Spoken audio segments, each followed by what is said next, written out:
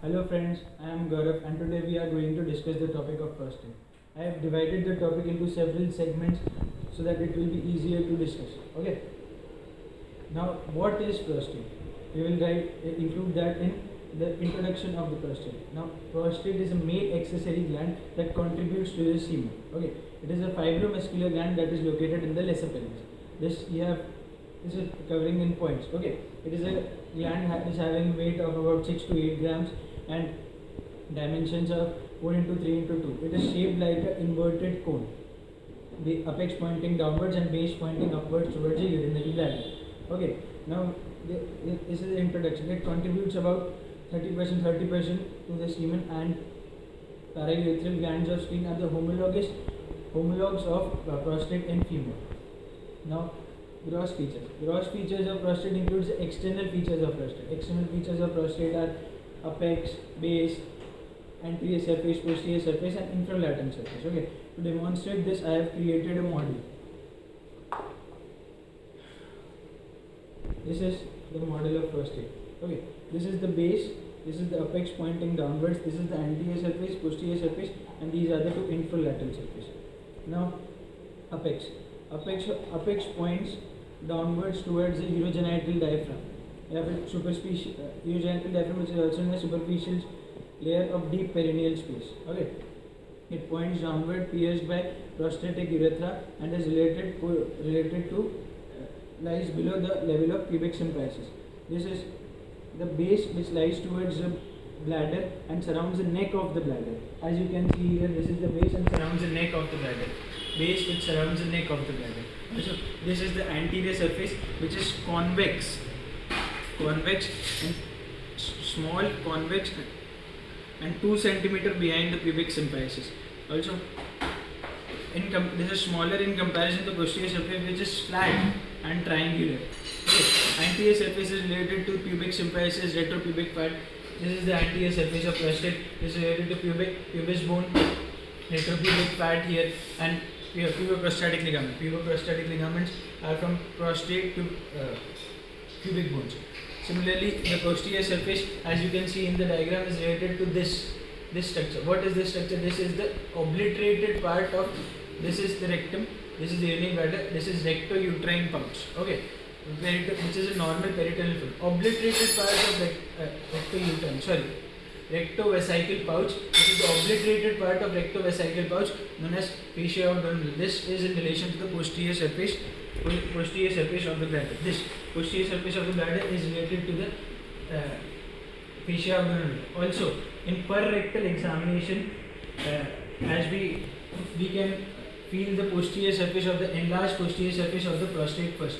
In per rectal examination is done to feel the posterior surface of the prostate. Okay, and to revise once more, this anterior surface is related to pubis, pubic symphysis, rectopubic fat, and puboprostatic ligament. Posterior surface is related to fascia of Downey, rectum, and here and rectum. Okay, and these are the two infralateral surfaces. Infralateral surface point downwards.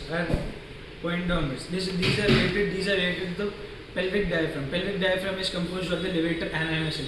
Here, these are the point downwards and laterally point downwards towards the pelvic cavity. Obturator, internus muscle, levator and muscle are related to the infralateral surface.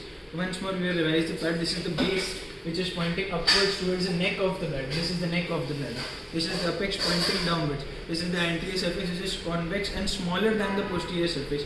Convex, and this is posterior surface, which is broad and triangular, which is palpated in per rectal examination. Okay, these are the gross features of prostate. Now, further, the prostate has been divided into zones and lobes. Then, why has been prostate divided into zones and lobes? To know which part of prostate contributes how much to semen. Okay, the prostate has been divided into 3 zones: peripheral zone, central zone, and transitional zone. Okay, peripheral zone is located below. This is the ejaculatory duct opening below the prostatic utricle, and this is the central zone and transition zone. Peripheral zone is a major zone which contains about 70% of glandular tissue and is the major zone where carcinoma happens. Central zone is about 25% of glandular tissue and carcinoma is not common. Transitional zone, on the other hand, has very less glandular tissue, but most common here is the benign prostatic hyperplasia. Now the relation to understand better the orientation of central zone and peripheral zone, I will explain you this. Central peripheral zone is downward and cups this peripheral zone is downward and cups the central zone. This is the central zone and this is the peripheral zone, and the ejaculatory ducts opens below the prostatic reticle. This is how this is the peripheral zone and this is the central zone. The peripheral zone cups the central zone. Okay. Now I am telling you continuously that this is the prostatic utricle and this is the ejaculatory duct. Ejaculatory ducts open on both sides of the prostatic utricle or below the prostatic utricle, mentioned differently in different books. Okay. Now what is prostatic utricle? So I will explain you with this diagram. Now the trigone of the bladder, which is mesodermally derived, continues below into prostatic urethra as urethral crest. This is the urethral crest. This is the elevation. Urethral crest has openings. One of the opening is prostatic utricle. What is prostatic utricle? Prostatic utricle is a cul-de-sac, blind pouch which has no functional derivative of paramesonephric duct. Okay, and urethral crest has other openings like the ejaculatory duct. Ejaculatory duct is formed by the union of vas deferens plus seminal vesicles. Okay, so these are the zones of the prostate. Remember, zones of the prostate are different and lobes of the prostate are different. This is peripheral zone, central zone and transition zone. 3 zones of the prostate. Okay. Now further we will describe lobes of the prostate. Lobes of the prostate are very simple. 5 lobes of the prostate. Anterior lobe, lateral, 2 lateral lobes, 1 posterior lobe and 1 median lobe. Okay. 5 lobes, 1 anterior, 1 posterior, 1 median and 2 lateral lobes. Okay. Lateral lobes continue anteriorly as anterior lobe, posteriorly as posterior lobe and middle it as median lobe. 3 zones and 5 lobes of prostate. Further, the structures within the prostate. This is the most important part. Structures within the prostate are prostatic urethra. First structure, it passes at the junction of anterior 1/3 and posterior 2/3 of prostate. Okay. The second structure passing is ejaculatory duct, which opens below the level of prostatic utricle. Okay. And what is vas deferens? I mentioned earlier. It is sorry. Ejaculatory duct opens below the level of prostatic utricle, which is vas deferens plus duct of seminal vesicles, which also opens in prostatic urethra. Also prostatic utricle, which is a blind sac, also opens in prostatic urethra. I am revising again and again so that you remember the terms. These are 3 things. Other than that, also prostatic sinus is open here in prostatic urethra, which releases prostatic secretions into the semen. 4 things are structures open into urethra. First structure is the prostatic urethra. Other structure is prostatic utricle. Third structure is ejaculatory duct.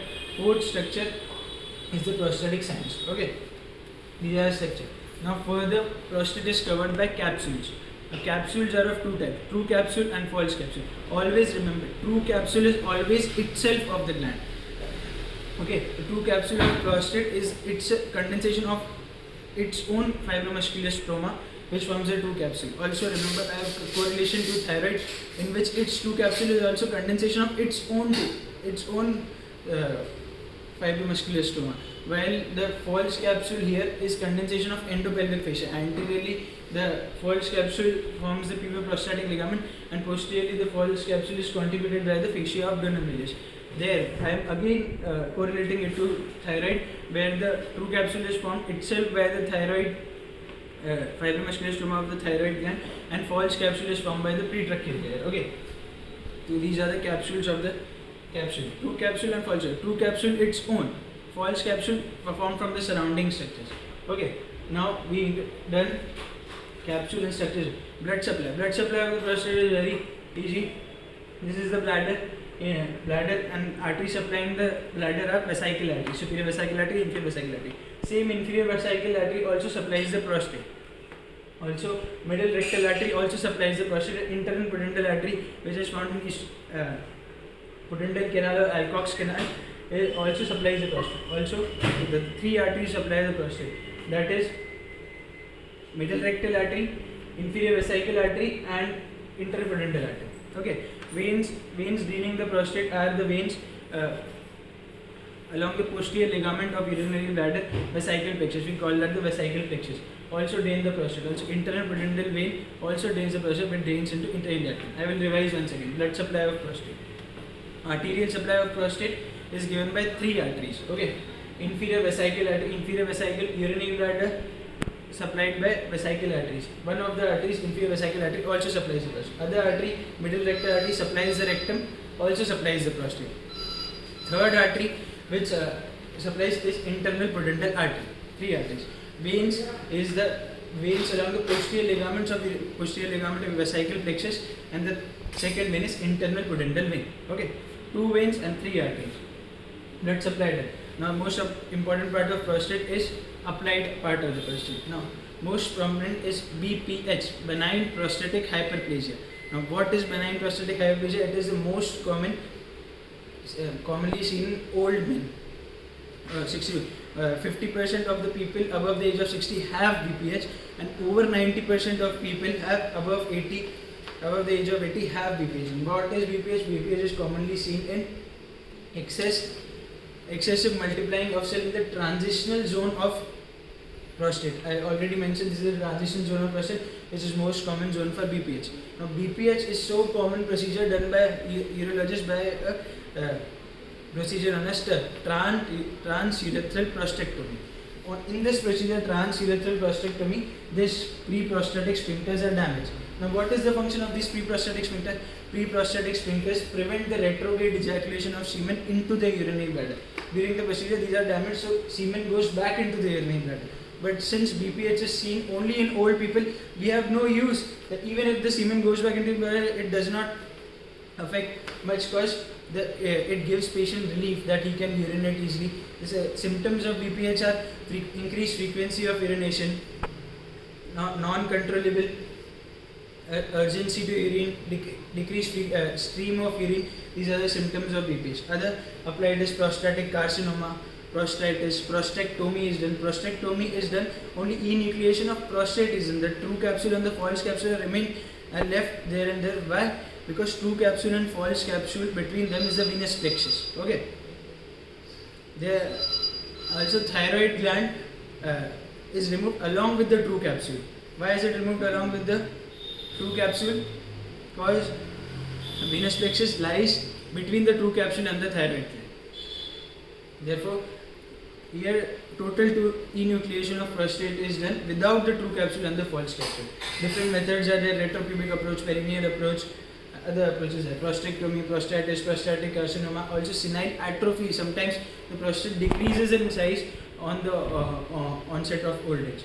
These are the various applied to prostate. Hope you the topics covered in introduction. What is prostate? Where is it located? What is the shape, size, position, and approximate weight? Gross features: apex, base, anterior surface, posterior surface, and two infralateral surfaces. Zones of capsule: 3 zones of capsule: peripheral zone, central zone, and anterior zone. Peripheral zone, central zone, and transitional zone. Lobes of prostate: 5 lobes of prostate: anterior lobe, lateral lobe, posterior lobe, and medial lobe. Okay. Structures within the prostate is very important. There are 4 structures within the prostate: prostatic urethra, ejaculated duct, prostatic utricle, and prostatic sinuses. Blood supply of prostate: 3 arteries and 2 veins.